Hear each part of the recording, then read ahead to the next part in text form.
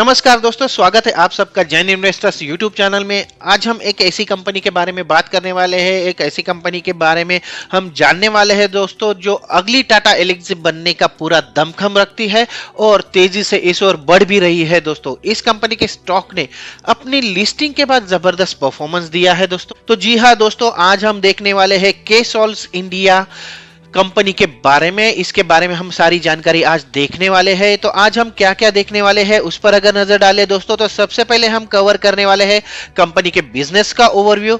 उसके बाद हम देखने वाले हैं कंपनी क्या क्या सर्विसेज ऑफर करती है। कंपनी के स्टॉक का परफॉर्मेंस तो हमने ऑलरेडी देख ही लिया है दोस्तों। इसके बाद हम आगे बढ़ के इसके फाइनेंशियल ओवरव्यू पर बात करेंगे। कंपनी के क्वार्टरली रिजल्ट्स जो कि सितंबर 2022 के रिजल्ट्स आ चुके हैं, उसके बारे में बात करेंगे, उसके की पॉइंट जानेंगे। उसके साथ साथ ईयरली जो रिजल्ट्स कंपनी ने डिक्लेयर किए हैं उसके बारे में बात करेंगे। कंपनी के शेयर होल्डिंग पैटर्न पे बात करेंगे। उसके साथ साथ कंपनी के जो है की फैक्टर्स की बात करेंगे, जिसमें पॉजिटिव पॉइंट्स आएंगे, निगेटिव पॉइंट्स आएंगे। याद रखिए, मैं निगेटिव पॉइंट्स भी आपको बताने वाला हूं दोस्तों। उसके साथ साथ की factors, joint ventures, capex, subsidiaries और फ्यूचर प्लान्स के बारे में हम यहां पर बात करने वाले हैं दोस्तों। और उसके साथ साथ कंपनी के शेयर की टारगेट प्राइस कहां पर जाके सेट हो रही है वो भी हम आज देखेंगे। तो इस वीडियो में जरूर बने रहिए दोस्तों, क्योंकि बहुत कुछ नई नई जानकारी आज आपको यहां पर मिलने वाली है। तो चलिए शुरू करते हैं आज का वीडियो।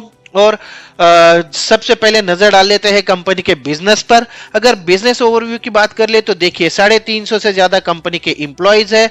ये जो है वो डाइवर्सिफाइड इंडस्ट्रीज में कंपनी के एक्सपर्टीज है। हाई एंड कस्टमाइजेशन प्रोवाइड करती है कंपनी, और प्राइस जो है वो अदर कंपनीज के हिसाब से कॉम्पिटिटिव है। कंपनी के पास सर्टिफिकेशन भी है, नेस्कॉम सर्टिफाइड है, सीएमएमआई लेवल 3 सर्टिफिकेशन कंपनी को हासिल है। आर्टिफिशियल इंटेलिजेंस की जो सर्विसेज प्रोवाइड करती है वो कटिंग एज सर्विसेज प्रोवाइड करती है कंपनी, और इसका कस्टमर सपोर्ट भी खासा अच्छा है दोस्तों। आगे बढ़ के अगर देखें तो सबसे पहले हम देखेंगे कि कंपनी शुरू कब हुई थी। तो 2012 में कंपनी को फाउंड किया गया था, वहां पर इसकी फाउंडेशन है। अभी तक 500 से ज्यादा प्रोजेक्ट कंपनी डिप्लॉय कर चुकी है, और 100 से ज्यादा कंपनी के हैप्पी और सेटिस्फाइड कस्टमर्स है। उसके साथ साथ 15 से ज्यादा देशों में कंपनी की उपस्थिति है। अभी तक जो कंपनी के क्लाइंट है वो 90% कंपनी रिटेन कर पाई है। 400 से ज्यादा वर्कफोर्स है कंपनी के पास, 200 से ज्यादा सर्टिफिकेशन है, 10,000 से ज्यादा प्रोडक्ट ऑलरेडी सोल्ड कर चुकी है, और 4 ग्लोबल ऑफिसेस है। तो इंडिया के साथ साथ बाहर भी कंपनी की उपस्थिति है।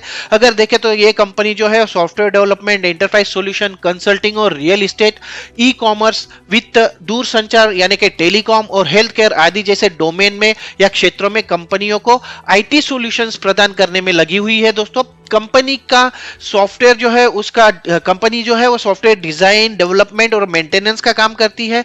इसके साथ साथ सिस्टम और सॉल्यूशन, नए एप्लीकेशन बनाना, इसके साथ साथ मौजूदा सॉफ्टवेयर जो है उनको इनहांस करना या उनकी कार्यक्षमता बढ़ाना, इसका भी काम कंपनी करती है। और अगर देखें तो Salesforce, artificial intelligence, AR, VR, IoT, chatbot आदि जैसी तकनीकों पर या फिर टेक्नोलॉजीज पर भी कंपनी की काफी एक्सपर्टीज अवेलेबल है। अगर देखें तो वित्त वर्ष 2022 के दौरान कंपनी जो है वो 20 से ज्यादा देशों में अभी तक उपस्थित है।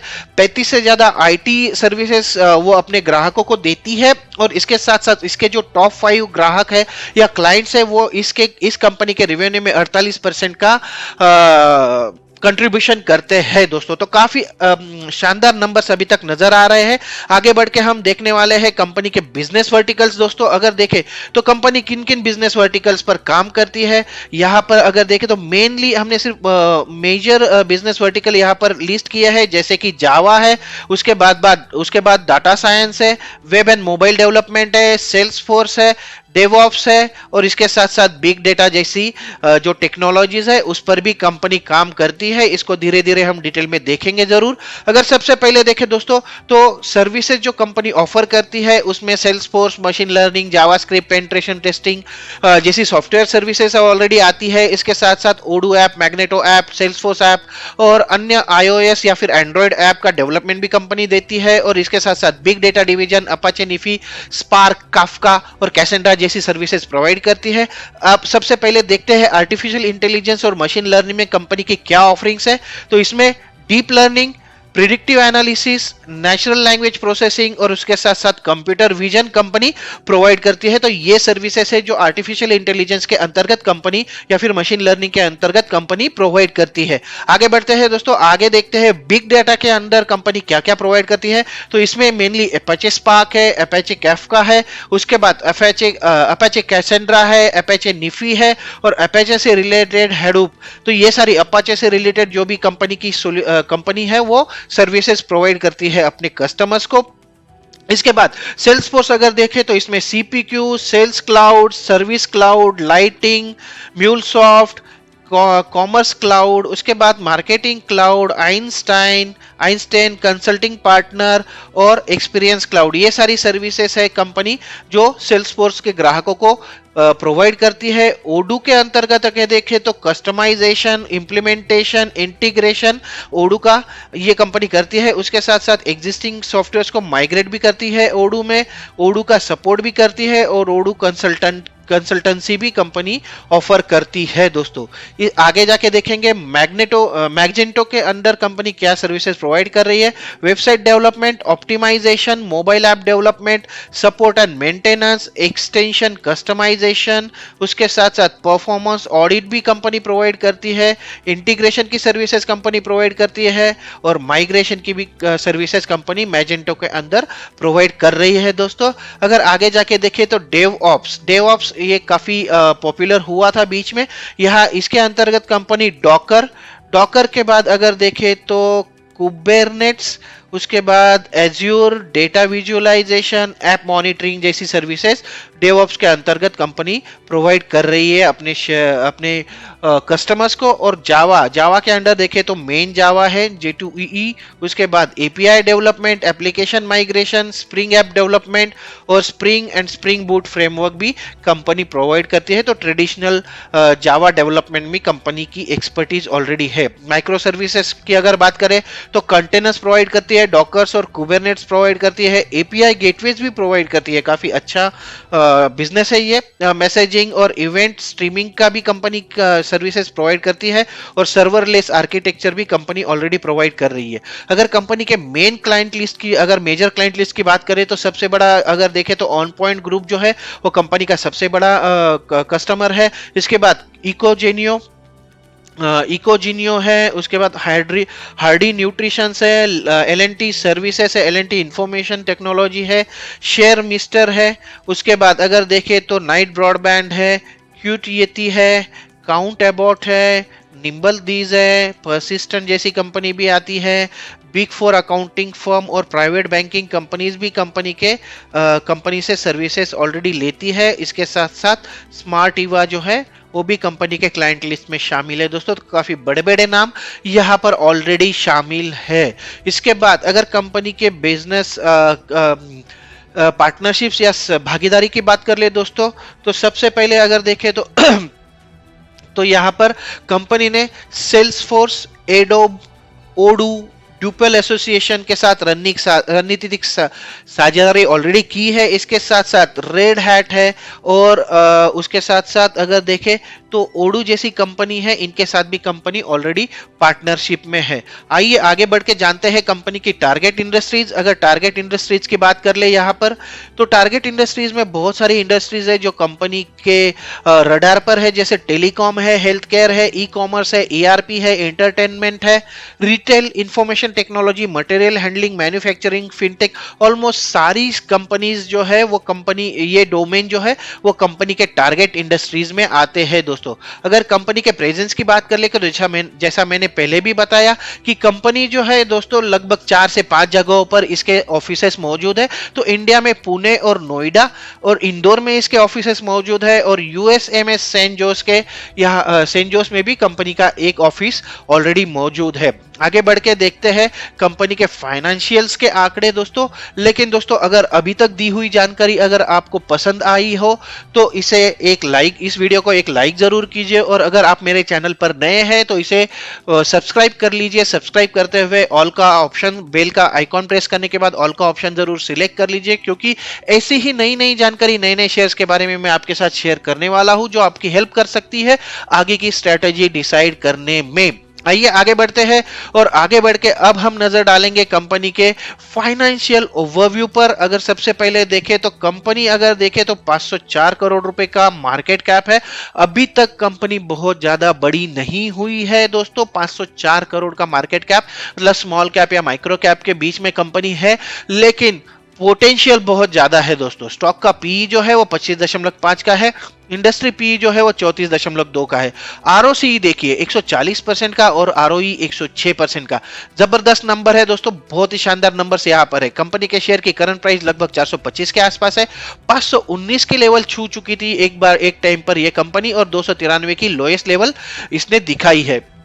अपने शेयर होल्डर्स को बुक वैल्यू की बात करें तो 15.3 रुपए की इसकी बुक वैल्यू है। डिविडेंड भी प्रोवाइड करती है और लगभग 3% का डिविडेंड यील्ड है कंपनी का, काफी शानदार नंबर है।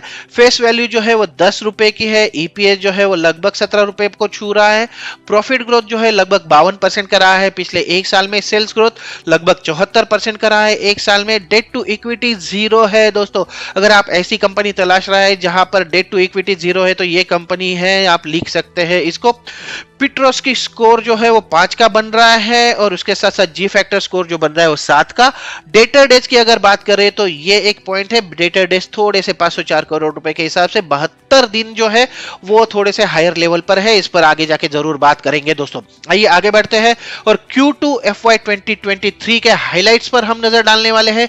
अगर देखें तो सबसे पहला पॉइंट यह है दोस्तों कि ऑपरेशन से जो कंसोलिडेटेड रेवेन्यू प्राप्त हुआ है वो दोस्तों वो इस प्रकार है। अगर सालाना देखें तो पिछले साल सेम तिमाही में 10.7 करोड़ रुपए कंपनी का रेवेन्यू रहा था, वो 18.5 करोड़ रुपए हो चुका है, तो इसमें 73% की वृद्धि देखी गई है। और अगर पिछली तिमाही की बात करें जून तिमाही की तो तब 16.5 करोड़ रुपए रहा था कंपनी का रेवेन्यू, जो अब हो चुका है 18.5 करोड़, तो इसमें भी 12% की वृद्धि देखी गई है। प्रॉफिट आफ्टर टैक्स की अगर बात करें, पैट की अगर बात कर ले तो सालाना 3.33 करोड़ के मुकाबले ये बन चुका है अब 5.92 करोड़, तो इसमें 78% की ग्रोथ देखी गई है दोस्तों ईयर ऑन ईयर बेसिस पे। अगर क्वार्टर ऑन क्वार्टर बेसिस पे अगर बात करें तो 5.28 करोड़ से 5.92 करोड़, तो 12.1% की वृद्धि यहां पर भी देखी गई है। अगर प्रति शेयर इसका लाभांश या फिर इसका डिविडेंड बात करें तो 4.5 रुपए कंपनी ने अंतरिम लाभांश घोषित किया है Q2 FY 2023 में, और इसके साथ साथ Q2 की प्रति शेयर आय जो है वो 4.99 रुपए हो चुकी है, जबकि पिछले साल की इसी तिमाही में ये 2.81 रुपए है। तो काफी अच्छा क्वार्टर घटा है कंपनी को और काफी शानदार नंबर्स यहां पर नजर आ रहे हैं इस क्वार्टरली। अब नजर डाल लेते हैं क्वार्टरली रिजल्ट्स पर। अगर देखें तो जैसा कि मैंने बताया दोस्तों कि 18.26 करोड़ रुपए कंपनी का रेवेन्यू रहा है, जो पिछले क्वार्टर में था 10.19 करोड़ और जून क्वार्टर में था 16.11 करोड़। और यहाँ पे अगर नेट प्रॉफिट की बात कर ले तो प्रॉफिट लगभग 3 करोड़ रुपए था सितंबर 2021 के आंकड़ों के अनुसार, जो हो चुका है लगभग 6 करोड़, तो 2 गुना हो चुका है इसका प्रॉफिट और लगातार प्रॉफिट बढ़ता हुआ नजर आ रहा है दोस्तों।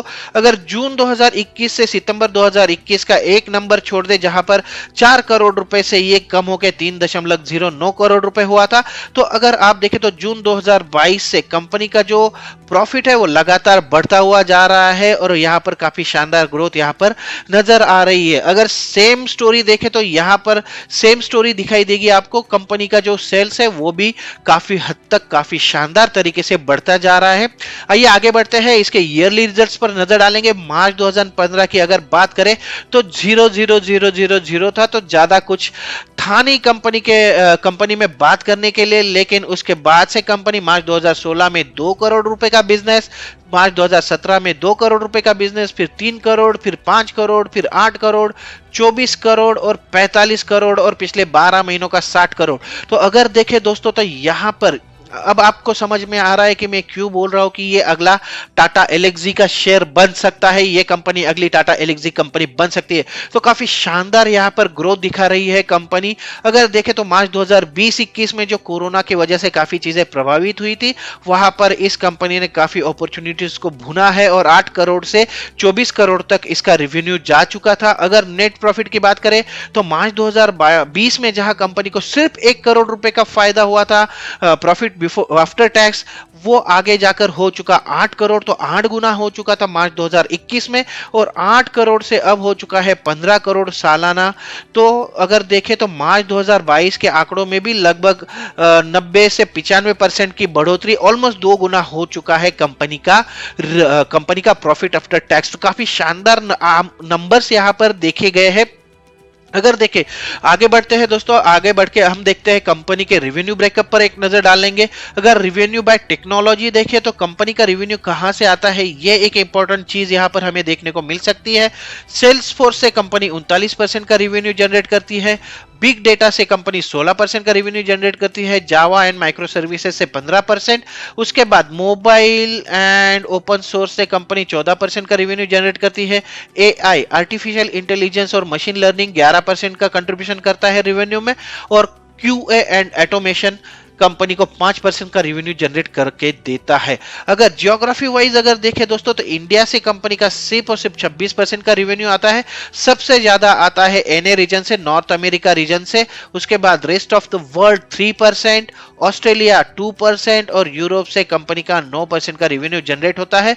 तो यहां पर एक चीज यहां पर देख सकते हैं कि लगभग 60% का रेवेन्यू आप एनए से पाते ही, ये कंपनी एनए से पाती है। अगर इंडस्ट्री के हिसाब से देखें तो company IT and services industry से लगभग 33% का रेवेन्यू जनरेट करती है। टेलीकॉम सेक्टर से, टेलीकॉम और मीडिया से 17%, मैन्युफैक्चरिंग से 9%, हेल्थ केयर से 5%, एड्यूटेक से 10%, ई गवर्नेंस से 13%, रिटेल एंड कॉमर्स से सिर्फ 2% और बैंकिंग एंड फाइनेंशियल से सिर्फ 2%। साथ ही साथ लॉजिस्टिक्स के बिजनेस से या फिर इंडस्ट्री से कंपनी 8% का रेवेन्यू जनरेट कर पाती है। अगर देखें तो मेनली इसीलिए मैं बोल रहा था कि कंपनी मेनली आईटी सर्विसेज में है और काफी शानदार आईटी सर्विसेज प्रोवाइड करती है। कंपनी का 94% का जो रेवेन्यू है वो सिर्फ और सिर्फ आईटी सर्विसेज से आता है और आईटी प्रोडक्ट्स जो है उसका रेवेन्यू सिर्फ 6% का है यहां पर। आइए आगे बढ़ के देखते हैं कंपनी के शेयर होल्डिंग की बात अगर कर ले तो यहां पर देखिए लगभग 59% की जो शेयर होल्डिंग है वो अभी भी प्रमोटर्स के साथ है। और इसमें अगर देखें तो 2 प्रमोटर्स है इसके, रतन कुमार श्रीवास्तव और दीपाली वर्मा जी, ये दोनों के दोनों इसके प्रमोटर्स है। और अगर बाकी शेयर्स देखें तो पब्लिक के साथ है। इसमें अगर सचिन बालकृष्ण रामदासी इनके पास 5.5% के इसके शेयर्स है और संदीप सिंह जी के पास 3.5% के शेयर्स है। टोटल पब्लिक में 41% के शेयर ऑलरेडी है इस कंपनी के। आइए आगे बढ़ते हैं, आगे बढ़ के कंपनी के पॉजिटिव पॉइंट्स पर हम नजर डालने वाले हैं दोस्तों। अगर देखें तो सबसे इंपॉर्टेंट चीज यहां पर हम देखने वाले हैं कि कंपनी की अगली तिमाही जो है वो काफी अच्छा जाने की उम्मीद है। इसके बाद अगर देखें तो 5 वर्षों में 277% की सीएजीआर की अच्छी लाभ वृद्धि दिखाई है कंपनी ने। प्रॉफिट ग्रोथ काफी अच्छा रहा है पिछले 5 वर्षों का। 3 साल का आरओई फिनोमिनल नंबर है दोस्तों, 111% का आरओई दिया है कंपनी ने 3 साल में। अगर लाभांश भुगतान या फिर डिविडेंड पे आउट देखें तो 39.6% का लाभांश भुगतान किया है कंपनी ने और कंपनी लगभग कर्ज मुक्त है दोस्तों। ये एक पॉइंट है जो काफी इंपॉर्टेंट साबित होता है लॉन्ग रन में। अगर निगेटिव पॉइंट्स की बात कर ले तो निगेटिव पॉइंट में भी अगर देखें स्टॉक अपने बुक वैल्यू के 27.7 गुना पर कारोबार कर रहा है, तो काफी ज्यादा महंगा लग रहा है इसके हिसाब से ये स्टॉक। लेकिन पिछली तिमाही के मुकाबले प्रमोटर की होल्डिंग अगर देखें दोस्तों तो 3.51% से घटी है। तो प्रमोटर्स लगातार अपनी शेयर होल्डिंग बेच रहे हैं, ये एक निगेटिव पॉइंट है दोस्तों यहां पर। इसके साथ साथ मार्च 2021 में अगर देखें तो कंपनी के प्रमोटर्स के पास 68% की हिस्सेदारी थी और अब सितंबर 2022 में लगभग 1.5 साल बाद यह घटकर लगभग 59% के आसपास आ चुकी है। तो पिछले मार्च 2021 से लगभग 5 से 6 तिमाहियों में कंपनी की जो प्रमोटर्स है उन्होंने 9% की अपनी हिस्सेदारी बेची है। और इसके साथ साथ कार्यशील पूंजी दिवस या फिर वर्किंग कैपिटल डेज जो है वो 36.1 दिन से बढ़कर 69 दिन हो चुके हैं दोस्तों। तो काफी सारे नेगेटिव पॉइंट्स भी है इस शेयर में और तो उसके हिसाब से ये थोड़ा सा रिस्की शेयर जरूर है दोस्तों। आगे बढ़ते हैं, आगे बढ़ के की फैक्टर्स पर नजर डालेंगे दोस्तों। ये वही की फैक्टर्स है जिनके बेसिस पे शेयर की आगे की जो वैल्यू है या फिर उसकी प्राइस है वो नॉर्मली डिसाइड होती है दोस्तों। अगर इसमें सबसे पहला फैक्टर अगर देखें तो की पार्टनरशिप्स कंपनी के किसके किसके साथ है। सबसे पहले कंपनी की एक पूर्ण स्वामित्व वाली सहायक कंपनी है कार्तिक सॉल्यूशंस प्राइवेट लिमिटेड। ये कंपनी क्या करती है तो ये आईटी और आईटी सक्षम सेवाएं प्रदान करती है दोस्तों, जिसमें mobile application development, web solution, e commerce solution और क्लाउड सॉल्यूशन शामिल है। इसके बाद अगर अगला की पार्टनरशिप अगर अगली सब्सिडरी की बात करें तो FY 2022 में कंपनी ने के सॉल्व्स एलएलसी यूएसए की कुल पूंजी के 100% के बराबर शेयरों का अधिग्रहण किया था दोस्तों। इसके वजह से के सॉल्व्स एलएलसी जो है वो 11 जून 2021 से कंपनी की पूर्ण स्वामित्व वाली कंपनी बन चुकी है दोस्तों। इसके साथ साथ अगर पार्टनरशिप की बात कर ले तो कंपनी, जैसा मैंने पहले भी हाईलाइट किया दोस्तों, कि सेल्सफोर्स, एडोब, ओडू और ड्रूपल एसोसिएशन के साथ कंपनी की रणनीतिक साझेदारी ऑलरेडी है। अब इसके फ्यूचर प्लान्स की अगर बात करें तो कंपनी का फोकस कहां पर रहने वाला है इसके बारे में हम जरूर बात करेंगे दोस्तों। आने वाले वर्षों में कंपनी का ध्यान जो है वो अत्याधुनिक टेक्नोलॉजी जैसे कि artificial intelligence, machine learning, big data आदि पर पेशकश अपनी ऑफरिंग्स को बढ़ाने पर ध्यान रखने वाली है कंपनी, और इसके साथ साथ न्यू टेक्नोलॉजीज के साथ साझेदारी भी करने वाली है। तो ये इसका फ्यूचर प्लान है। इसके अतिरिक्त उत्तरी अमेरिका या नॉर्थ अमेरिका और यूरोप में ऑनशोर डिलीवरी सेंटर खोलने का लक्ष्य है। इसकी वजह से क्या होगा दोस्तों कि कंपनी एक हाइब्रिड मॉड्यूल पर काम करेगी, जैसे कि ऑनशोर ऑफशोर का हाइब्रिड मॉड्यूल जो होता है वो कंपनी के लिए काफी फायदेमंद साबित होता है। और सारी बड़ी बड़ी कंपनीज टीसीएस, इन्फोसिस से लेकर परसिस्टेंट या फिर जो भी आईटी कंपनीज है वहां पर ऑनशोर डिलीवरी सेंटर का बहुत ज्यादा इंपॉर्टेंस देखा जाता है दोस्तों। तो कंपनी उस पर अब भी फोकस करने वाली है, इसको शुरू करने वाली है। आइए आगे बढ़ते हैं। आगे हम देखने वाले हैं कंपनी के शेयर की टारगेट प्राइस। अब हमने अभी तक कंपनी का पास्ट परफॉर्मेंस देख लिया दोस्तों, और देखकर कंपनी को अगर फ्यूचर में अच्छा काम करना है तो इसको थोड़ा सा एग्रेसिव बनना पड़ेगा, और इसके साथ साथ इसके जो निगेटिव पॉइंट्स जो हमने देखे हैं उस पर कंपनी को जरूर काम करना पड़ेगा दोस्तों।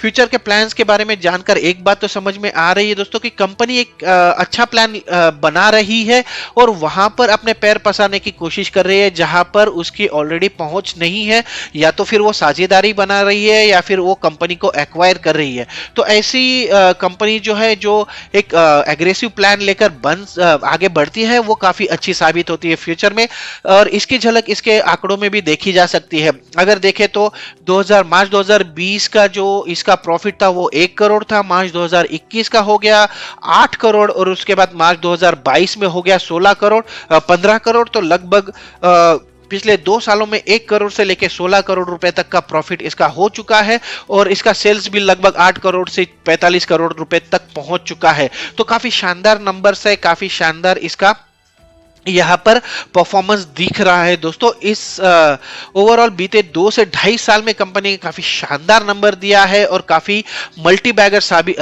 अच्छी से मल्टीबैगर साबित हुई है। साथ ही फेडरल रिजर्व के कड़े कदमों से आईटी इंडस्ट्रीज के शेयर्स वैसे ही डाउन चल रहे हैं, जिसका असर इस पर भी देखा गया, और पिछले कुछ समय से इसमें एक कंसोलिडेशन काइंड ऑफ फेज चलता देखा गया है दोस्तों। ज्यादा उछल नहीं पाया है। एक बार ये निगेटिविटी कम हो जाए, जो कि अब काफी लेवल पर कम हो चुकी है, तो अब ये शेयर आगे जाके एक और ऊंची छलांग लगा सकता है, ऐसा हमारा मानना है दोस्तों। अगर आप इस शेयर में इन्वेस्ट करना चाहते हैं तो मैं सजेस्ट करूंगा कि थोड़ा थोड़ा करके आप इसमें अकोमोडेट जरूर करें, क्योंकि ये शेयर काफी अच्छा नजर आ रहा है। और अगर इसके ऑफरिंग्स देखें तो सारी की सारी ऑफरिंग जो है वो फ्यूचर के हिसाब से बहुत ही फैंटास्टिक है दोस्तों। आर्टिफिशियल इंटेलिजेंस फ्यूचर है। अगर देखें तो मेटावर्स क्या है, मेटावर्स पूरा बेस्ड है आर्टिफिशियल इंटेलिजेंस पे। अगर ये कंपनी आर्टिफिशियल इंटेलिजेंस में एक्सपर्टीज है तो फ्यूचर काफी अच्छा है, फ्यूचर पोटेंशियल काफी अच्छा है। Big data, cloud computing, AWS services, ये सारी जो टेक्नोलॉजीज है दोस्तों वो काफी फ्यूचर ओरिएंटेड टेक्नोलॉजीज है, और अगर इस कंपनी के पास सच में उसके एक्सपर्टीज अवेलेबल है तो आगे जाके ये कंपनी काफी बड़े पैमाने पर अपने क्लाइंट्स को सर्विसेज दे सकती है, उनको हेल्प कर सकती है और काफी ज्यादा प्रोजेक्ट्स जीत सकती है, ऐसा हमारा अनुमान है दोस्तों।